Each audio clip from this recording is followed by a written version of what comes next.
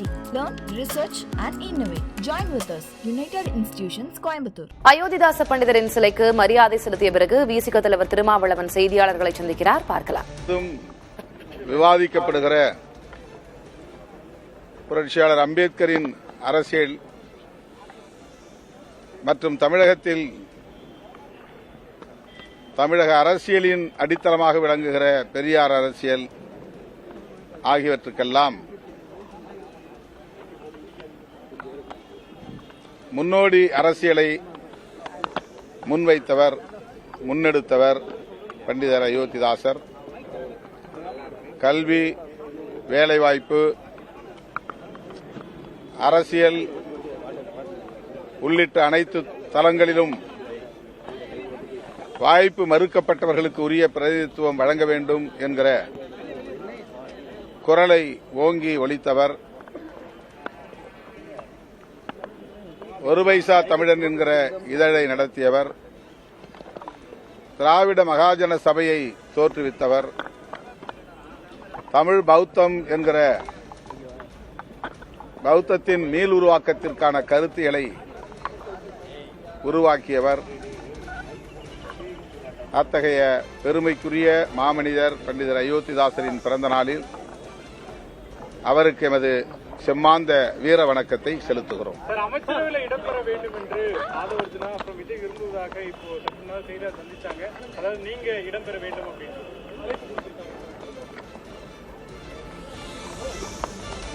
அவருடைய அழைப்புக்கு நான் நன்றி சொல்ல கடமைப்பட்டிருக்கிறேன். எங்கள் கட்சியின் உயர்நிலை குழு 8ஆம் தேதி மாலை 6 மணிக்கு கூடியது. ஆன்லைன் கூட்டமாக அது நடைபெற்றது. இணைய வழியில் 9 மணி அளவில் அது நிறைவு பெற்றது.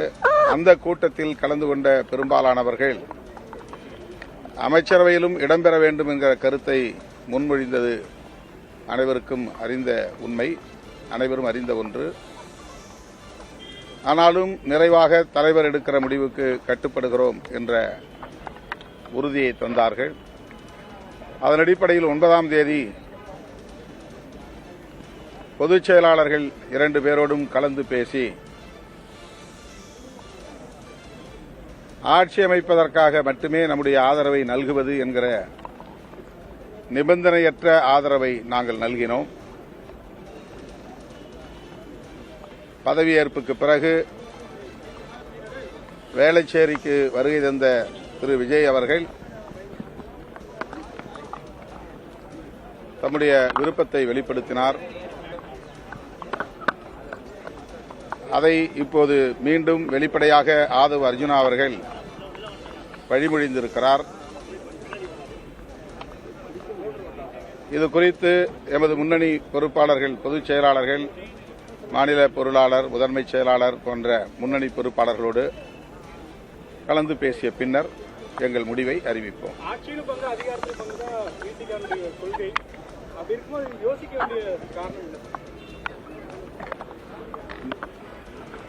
தவேக கூட்டணியில் இணைந்து நாங்கள் தேர்தலை சந்திக்கவில்லை. நாங்கள் இன்னொரு கூட்டணியில், திமுக கூட்டணியில் இடம்பெற்றிருந்தோம். அந்த கூட்டணியில் 2 இடங்களில் நாங்கள் வெற்றி பெற்றோம். தவேக ஆட்சி அமைப்பதற்கு 2 இடங்கள் மட்டுமே தேவை என்கிற நிலையில் எங்கள் ஆதரவை நாங்கள் நல்கினோம். தற்போது வெளிப்படையாகவே தவேக தரப்பிலிருந்து விடுதலை சிறுத்தைகள், இந்திய யூனியன் முஸ்லீம் லீக் ஆகிய இரு கட்சிகளுமே அமைச்சரவையில் இடம்பெற வேண்டும் என்கிற விருப்பத்தை வெளிப்படுத்தியிருக்கிறார்கள். ஆகவே அவருடைய அழைப்பை நாங்கள் மதிக்கிறோம், நன்றி சொல்ல கடமைப்பட்டிருக்கிறோம். என்றாலும் இதற்காக மீண்டும் உயர்நிலைக் குழுவை கூட்ட வேண்டிய தேவையில்லை. பொதுச் செயலாளர்கள் 2 பேர், பொருளாளர், முதன்மை செயலாளர் ஆகிய முன்னணி பொறுப்பாளர்களோடு இந்த அழைப்பு குறித்து நாங்கள் கலந்து பேசி முடிவை அறிவிப்போம். என்ன மாதிரியான முடிவுகளை தொண்டர்களும் நிர்வாகிகளும் எதிர்பார்க்கலாம் சார்? ஏன்னா பெரும்பான்மை அமைப்பதற்கான அப்போதிலிருந்து தாவேக்கா அவங்களுடைய நிலைப்பாட்டில் கரெக்டா இருக்காங்க. குறிப்பா ஆட்சியிலையும் உங்களுக்கு பங்கு தரதா அந்த அப்போ பேச்சுவார்த்தையிலுமே சொல்லிட்டு இருந்தாங்க. இப்போ வெளிப்படையாகவும் இருக்கு. இதுல கட்சியினுடைய தலைவரா திருமாவளவனுடைய நிலைப்பாடு எப்படி இருக்கும்? மக்கள் என்ன எதிர்பார்க்கலாம்? இல்லைன்னா ஒரு எல்லோருக்குமான தலைவர் அம்பேத்கர் என்கிற நூல் வெளியீட்டு விழாவிலேயே திரு விஜய் அவர்கள் வெளிப்படையாக விடுதலை சிறுத்தைகளுக்கு அழைப்பு விடுத்தார். திருமாவளவன் அவர்கள் எங்கே இருந்தாலும் அவருடைய உள்ளம் இங்கேதான் இருக்கும் என்று அந்த கூட்டத்தில் வெளிப்படையாக அறிவித்தார். அது எங்களை அழைப்பதற்கு உரிய ஒரு செய்தியாகத்தான் புரிந்து கொண்டோம். ஆனால் எங்களால் தாவேகா கூட்டணியில் இடம்பெறும் சூழல் உருவாகவில்லை. நாங்கள் தொடர்ந்து திராவிட முன்னேற்றக் கழகத்தின் தலைமையிலான கூட்டணியில் தான் பயணித்தோம். ஆகவே அதை ஒரு நிபந்தனையாக நாங்கள் தருகிற ஆதரவை ஒரு நிபந்தனை ஆதரவாக தருவதில் எங்களுக்கு உடன்பாடு இல்லை. 2 இடங்களை பெற்றிருக்கிற நிலையில் எங்களுக்கு அமைச்சரவையில் இடம் தர வேண்டும், அப்படி என்றால் தான் நாங்கள் ஆதரவை நல்குவோம் என்றெல்லாம் நாங்கள் நிபந்தனை விதிக்கவில்லை. நிபந்தனையற்ற முறையில் எங்கள் ஆதரவை நாங்கள் நல்கிவிட்டோம். இப்போது விடுதலை சிறுத்தைகளும் அமைச்சரவையில் இடம்பெற வேண்டும் என்று வெளிப்படையான ஒரு அழைப்பு வந்திருக்கிற நிலையில் நாங்கள் கலந்து பேசுவது தவிர்க்க முடியாததாக இருக்கிறது.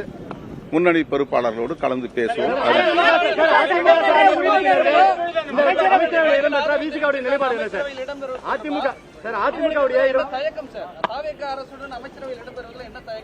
இப்பதான் திரும்ப அதுதான் விளக்கம் சொன்னேன்.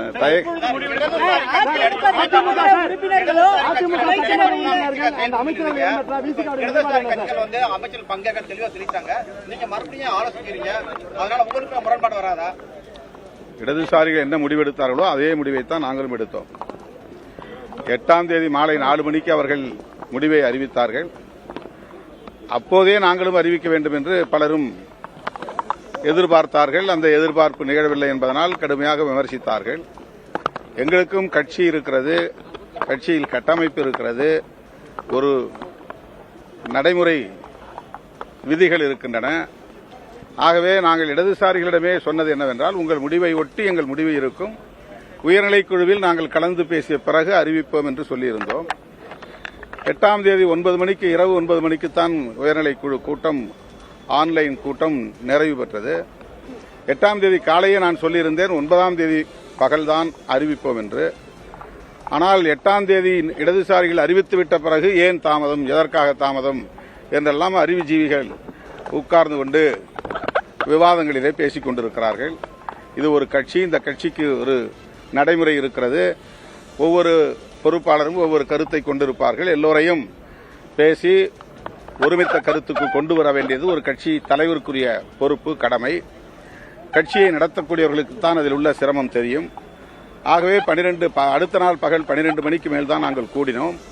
2 மணிக்கு ஆதவ அர்ஜுனாவுக்கு நாங்கள் தகவல் கொடுத்து விட்டோம்.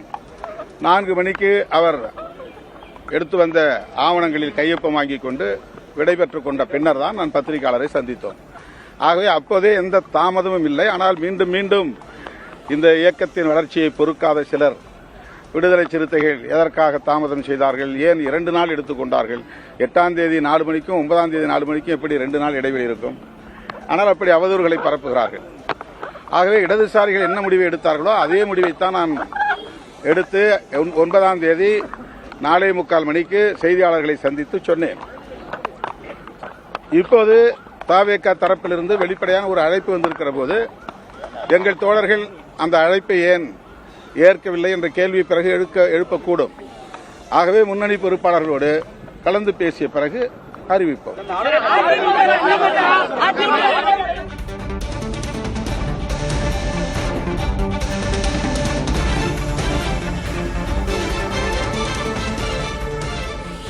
விடுதலை சிறுத்தைகள் கட்சி அமைச்சரவையில் இடம்பெற வேண்டும் என்று வெளிப்படையாக அமைச்சர் ஆதவ் அர்ஜுனா இன்று காலையில் அழைப்பு விடுத்திருந்தார். அது தொடர்பான கேள்விக்கு பதிலளித்து பேசியிருக்கிறார் விடுதலை சிறுத்தைகள் கட்சியின் தலைவர் திருமாவளவன்.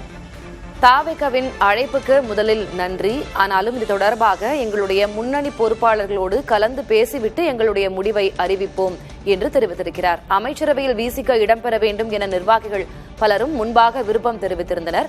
ஆனாலும் தாவேகாவுக்கு நிபந்தனையற்ற ஆதரவு, வெளியிலிருந்து ஆதரவு என்ற முடிவினைத்தான் நாம் எடுத்திருந்தோம். இந்நிலையில் மீண்டும் அந்த அழைப்பு வந்திருக்கிறது. எனவே பொறுப்பாளர்களோடு பேசி முடிவெடுப்போம் என்றிருக்கிறார் திருமாவளவன்.